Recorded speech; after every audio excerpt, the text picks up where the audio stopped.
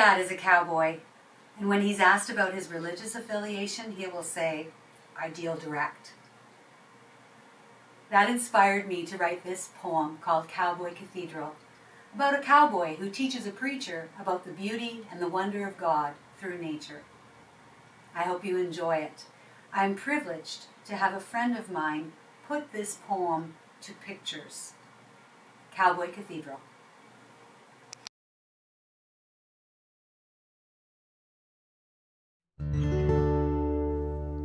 Cowboy Cathedral. Dew drenches the morning grass as the cowboy spots his guest, picking his way up the muddy lane in his rickety Nissan Quest. The new preacher emerges, shakes hands, "Nice to meet you." Then small talk about the weather, as folks are prone to do. They stroll over to the barn where the cowboy saddles his mare, and he tacks up a gelding while the preacher rambles, unawares. Conversation runs a little thin, and the preacher states his case. "I've been at the parish 5 months now, and I've never seen your face in the house of God. No, not once, and I'm worried about your soul." The cowboy focuses his gaze beyond the preacher at a frolicking foal. "Come, ride," and he canters his sorrel across the pasture. The preacher feels he has no choice, comes with the job of being pastor.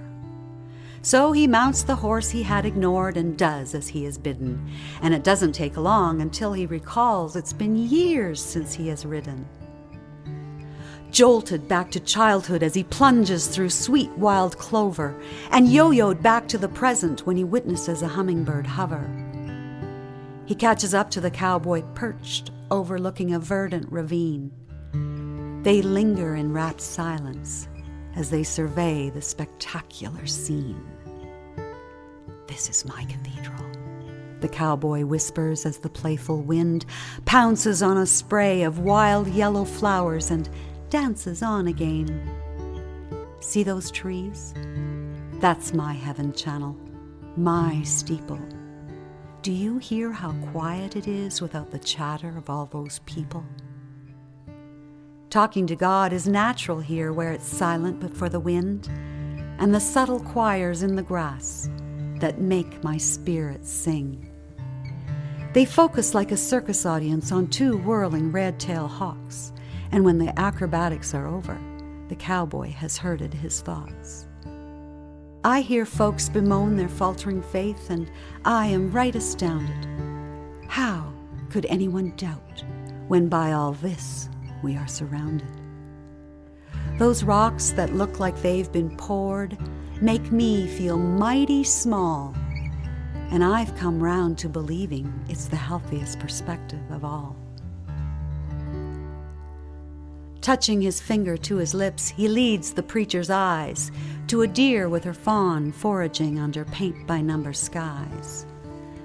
Most church folk worship for 1, maybe 2 hours a week at best. But up here in the Cowboy Cathedral, the worship never rests.